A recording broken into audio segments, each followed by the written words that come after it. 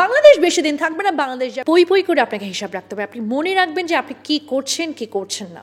মামুনের রুচিটা ভালো হয়েছে, মামুন এখন অনেক খেতে পারে, ভালো লাগছে ও খেতে। মামুনও লেম লাগে হচ্ছে লাইলা, কেন আমার মামুন লাইলার যে কম্বিনেশনটা ছিল তখন আমার খুব লেম লাগতো। আমার ফেসবুক আইডি একটা, বাট আপনি আমার ছবিওয়ালা অনেক ফেসবুক আইডি দেখবেন যে আবার ছাত্রলীগের কর্মী হিসেবেও কাজ করে, এরকম একটা ফেসবুক আইডি আছে। আড্ডা আছে কামরুন নাহার ডানা, আমরা তার সাথে কথা বলবো। ডানা যেখানে যায় সেখানে কন্টেন্ট বানায়, কিচেনে যায় স্যুপ রেডি করে সেখানে কন্টেন্ট বানায়, অফিস যায় কলিগদের নিয়ে কন্টেন্ট বানায়, ঘুরতে যায় সেখানে কন্টেন্ট, মানে কন্টেন্ট কন্টেন্ট কন্টেন্ট। আসলে একজন কন্টেন্ট ক্রিয়েটারের মাথায় কি ঘোরে?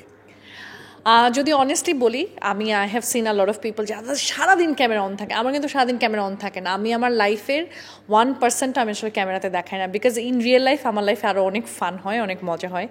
কন্টেন্ট যেটা হয় যে আমি আসলে কন্টেন্ট বানাতে হবে, চলো প্রিপারেশন নেই, সাজিগুজি, ব্যাপারটা এরকম না। আমি খুবই ক্যাজুয়ালি, আমি রিক্সাওয়ালা মামাকে নিয়েও কন্টেন্ট বানাই, আমি অটোওয়ালা মামাকে নিয়ে কন্টেন্ট বানাই, আমার মা যে বাসায় মেক্সি পরে আছে আমার মাকে নিয়ে কন্টেন্ট বানাচ্ছে, আমি যে ছেঁড়া গেঞ্জি পরা, বিকজ আমি চাই যে মানুষ আমার রিয়েল লাইফটা দেখুক, আমার ধরা ছোঁয়ার বাইরে কেউ যাতে না হয়। I always wanted to be a person যা গার্লস নেক্সট ডোর। ভাই জোশ কেন? ডানা ভাই জোশ কারণ আমার মনে হয় যে আমি আসলে অনেক জোশ একটা মানুষ, আমার নিজেকে নিজের অনেক ভালো লাগে। সো মানুষ বলে না যে আমি ভালো কি খারাপ আমি জানি না, আমার কথা হচ্ছে আমি অনেক ভালো আমি জানি, কারণ আমার ইমেল আইডিও হচ্ছে dana.bhalome@gmail.com। সো আমার সব কিছুতে ভালো জোশ জিনিসটা থাকে, এটা হচ্ছে সেলফ ক্লেইমড একটা বিষয়। খুবই চমৎকার। এই যে সেলফ ক্লেম, যেটা খুব পজিটিভলি নাম দুটোর জায়গায়, কিন্তু সেক্ষেত্রে আমি যদি এর একটি বিপরীত নাম দাঁড় করাতে বলি, ডানা ভাই জোশ, এর একটা বিপরীত নেগেটিভ নাম, সেটা কি দিবেন আপনি? ডানা ভাই ইমোশনাল, কারণ আমি অনেক ইমোশনাল, এটা আমাকে দেখলে বোঝা যায় না। আমি দেখা যায় সামান্য ছোটোখাটো বিষয় দেখে আমি মাঝে মধ্যে কান্নাকাটি করে ফেলি, আমার অনেক চোখের পানি টলটল করতে থাকে। ইমোশনাল শব্দটা তো আরো বেশি পজিটিভ আমাদের দেশে। তাইলে ডানা ভাই আসলে মানুষজন যেটা বলে আর কি ফান করে, ডানা ভাই জোসনা, জোস থেকে জোসনা করে। হ্যাঁ, আমি কয়েকটা নাম বলবো, আপনি একটু মিমিক্রি করবেন। Double million offer, Walton fridge কিনে পেতে পারেন 20 লক্ষ টাকা, রয়েছে কোটি কোটি টাকার নিশ্চিত উপহার। সোলাইমান সুখন। পই পই করে আপনাকে হিসাব রাখতে হবে। আপনি মনে রাখবেন যে আপনি কি করছেন কি করছেন না। আমি 6 ডিজিটের স্যালারি আমার, আপনার কি মনে রাখবেন? যদি এটা হয় তাহলে সবার হিসাব আমরা পই পই করে রাখবো, তুমি রাখবে আমরা সবাই রাখবো, জাস্ট মোটিভেশন দিব। জায়েদ খান। ভাই আমার তো কিছু না, আমি তো ডিগবাজি দিব। উনি যে হাতের ঘড়িটা বারবার ঠিক করে, আর আমার তো কিছু ভাই, আমি এখন ভাই আপনারা আমার চাইছেন আমি তো আসবো ভাই, তাই না? এটা সালমান খানের একটা আছে, একটা আমার আছে। ময়ূখ রঞ্জন। এই যে দেখছেন বাংলাদেশের চট্টগ্রামকে দেখছেন, চট্টগ্রাম যদি আমাদেরকে দিয়ে দেওয়া হয় তাহলে আমরা হব কলকাতাবাসীরা সেরা বাংলাদেশের বন্ধু। বাংলাদেশ বেশি দিন থাকবে না, বাংলাদেশ যাবে ডুবে, চিটাগং থাকবে বেঁচে উঠবে, কারণ চিটাগংকে নিয়ে আমরা চলে আসবো আমাদের বাড়ির কাছে। সো আপনাদেরকে সবাইকে বলতে চাই, চট্টগ্রামকে আমাদের সাথে করে ফেলার জন্য আমাদের সহযোগিতা করুন।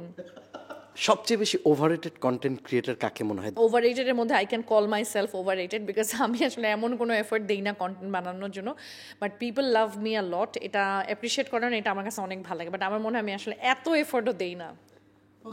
সবচেয়ে লেম কন্টেন্ট ক্রিয়েটরকে?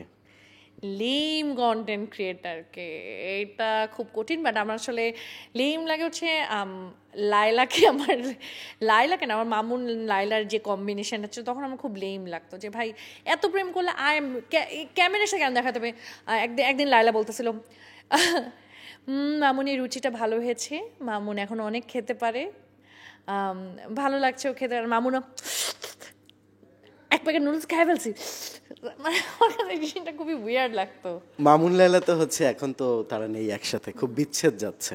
মনে করেন আপনি একটা উকিল, আপনি একটা রোল প্লে করে ওদেরকে একটু মিলিয়ে দিবেন, ব্যাপারটা কেমন করে করবেন?